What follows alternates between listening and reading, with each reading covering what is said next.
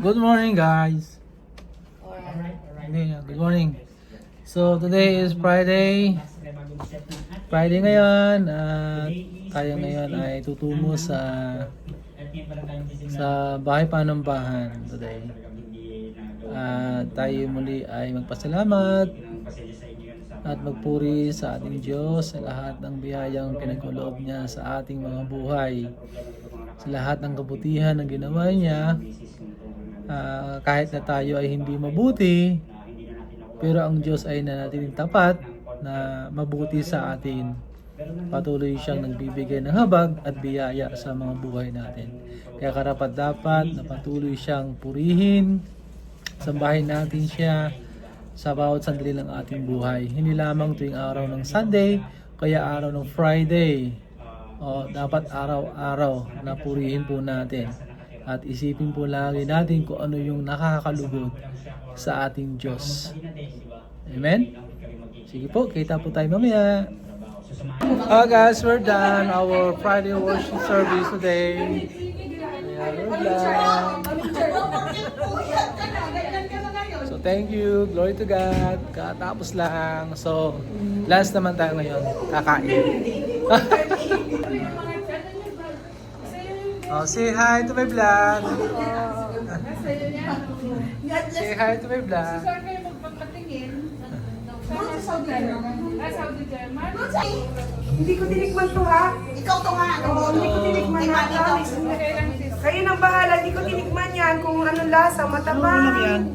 Ilaga lang? Sinigang? Sinigang ba yan? Pinaksi. Pinaksi yan, Radyo, hindi yan nilaga.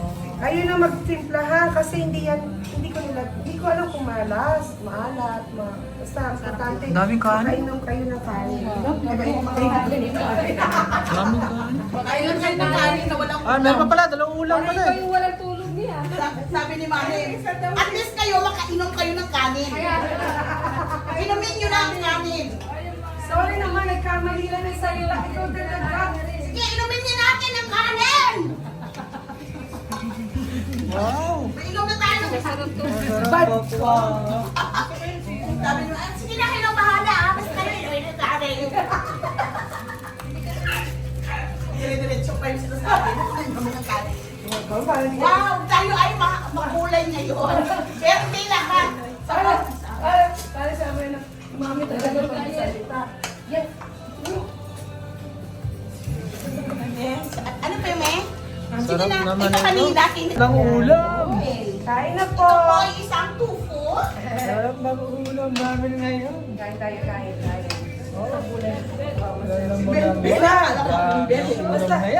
Basta kainin nyo yung kanin. Ay, basta inumin nyo yung Kanin. kanin. Basta inumin yung kanin, huwag nyo lunukin. Sugbo na, sugbo. Paldo. Basta inumin lang daw yung kanin. Dahil ikaw yan. Walang... Ay, yan. Ay, dyan ako. Nak, dyan ako na. Dyan ako, ha? Please, lagay mo dyan sa akin. Sige na. Sige na lang. Papasok mo dyan. Pasok mo lang. Ito guys, at naisipan namin na mag-arkilan ng sasakyan. Gabi na yan, sa oras na yan, sapagkat sa oras na yun ay kami po ay mamamasyal. Kasama po si Mrs. at saka si Sister Vivian sa gabi na yan. At sabay na rin may mili. So, ganito po ang pag-arkila dito sa Saudi, kung saan chinecheck natin mabuti ang bawat katawan ng sakyan upang makita po natin kung ano yung damage. Kasi kailangan merong patunay na meron kang kopya na hindi ikaw nakasira o dati nang may sira. So ganyan po sinecheck po siya, loob at labas po yan. Sinecheck na record ko rin. At yung isa, yung lalaki nakatilaw, sila po nag-check, ako rin po ay nag-check. Kapag may kopya sila at may kopya din ako. So, napakahalaga nito kapag kayo ay mag-aarkila ng sasakyan sa Saudi.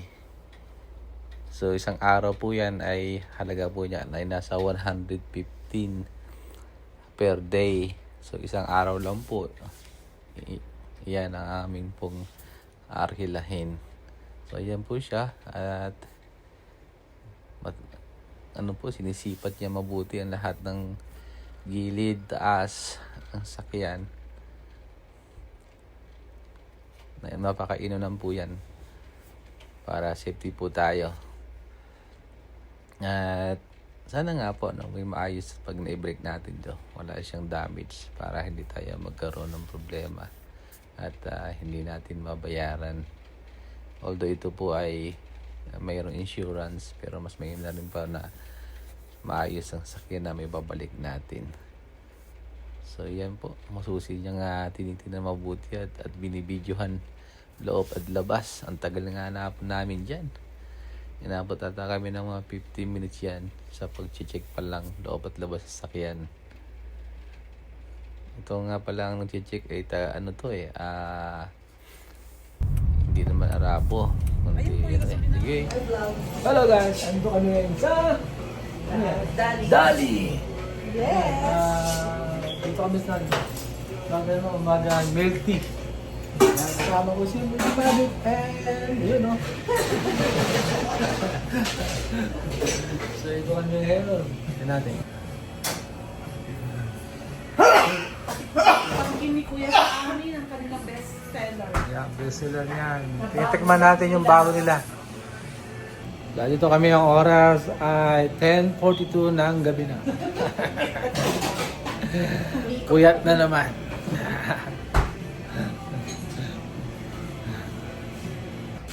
Punta kami sa bahay ng Sir Vivian. Ayan. Let's go. Thank you! Pare. Thank you, pare. Nakalimutan yung milk tea ko. Let's go. Ayan. Nalukan pa. Nakalimutan eh. Sila lang meron, ako wala. Titikman ko na naman yan pag uwi. Ang dami. Wah, Parang. tahimik na. Kasi alam ko meron yun eh. Basta lang alam ko meron. Tahimik dito ha. Peso, ha? Tahimik. Oo, tayo. Sa gabi. Oo. Kaya kung minsan sarap pumupo dito. Yun, nakapamasyal.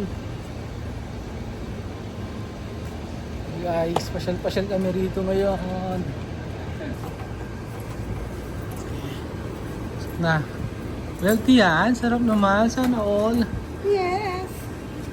May milk tea. Magkano? So, inside na.